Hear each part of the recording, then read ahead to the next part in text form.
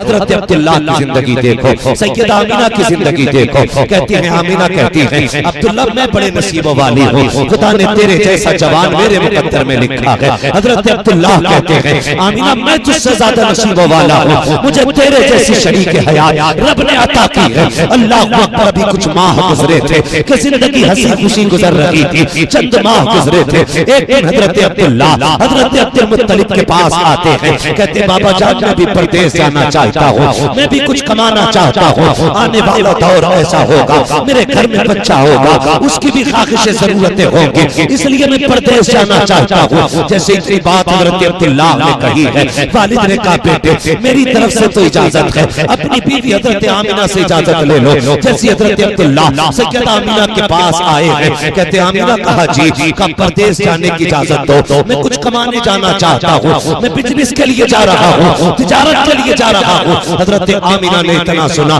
آنکھ میں آنسو آ گئے، کہنے لگے میرے سرتاج ابھی زندگی کے کتنے لمحے ساتھ گزرے تھے، ابھی کتنے دن گزرے ہیں، ابھی تو دلوں کی حسرت مکمل لگی ہوئی ہے۔ عبداللہ بھی میں نے جی بھر کے دیکھا نہیں، اتنی جلدی جدائی کی باتیں کر رہے ہو، آمینہ جلدی اجازت ہے، میں پھر واپس آؤں گا، وعدہ کرتا ہوں تیرے ہاتھ کی پکی روٹی بھی کھائیں گے، تیرے ساتھ بیٹھ کر کے محبت بھرے لمحے بھی بتائیں گے۔ اللہ اکبر، حضرت آمینہ نے حضرت عبداللہ کو اجازت دیتی ہے۔ جیسے حضرت عبداللہ پردیس جا رہے ہیں، جہاں تک حضرت عبداللہ نظر آئے ہیں، سیدہ نے کھڑے ہو کر کے اپنے سرتاج کو جاتے ہوئے دیکھا ہے۔ اللہ اکبر، کچھ دن بیت جاتے ہیں، کچھ وقت گزر جاتا ہے، ادھر حضرت آمینہ حضرت عبداللہ کی واپسی کے انتظار میں ہے۔ جب وہ وقت قریب آیا جس وقت میں حضرت عبداللہ کو پلٹ کر کے آنا تھا، حضرت آمینہ انتظار کر رہی ہے، وہ دن آنے والا تھا۔ آپ کہتے ہیں بابا کہا جی کا میرے عبداللہ کا پتہ نہیں چلا ہے، چاہیے کسی سے پوچھو تو صحیح میرے عبداللہ بھی تک آئے کیوں نہیں ہے۔ حضرت عبداللہ کے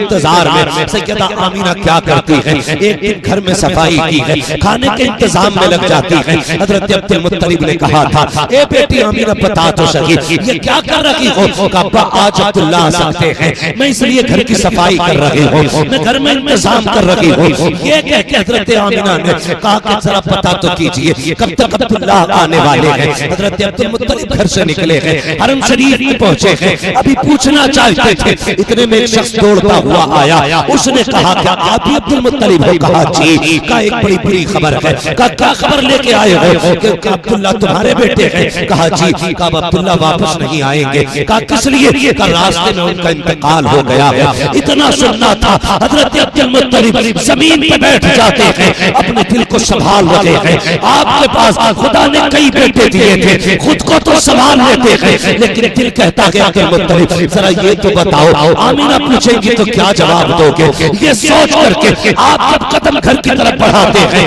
ہر قدم اٹھتا ہوا ایسا لگ رہا تھا جیسے کوئی زمین کو پھیلا رہا ہو، قدموں کو کسی نے پکڑ لیا ہو۔ اب گھر کی طرف بڑھ رہے ہیں، ہمت جواب دے گئی ہے، اپنے دروازے پر آئے ہیں، جیسے آنے کی آہٹ محسوس ہوئی ہے، سیدہ آمینہ دروازے پہ آ جاتی ہے۔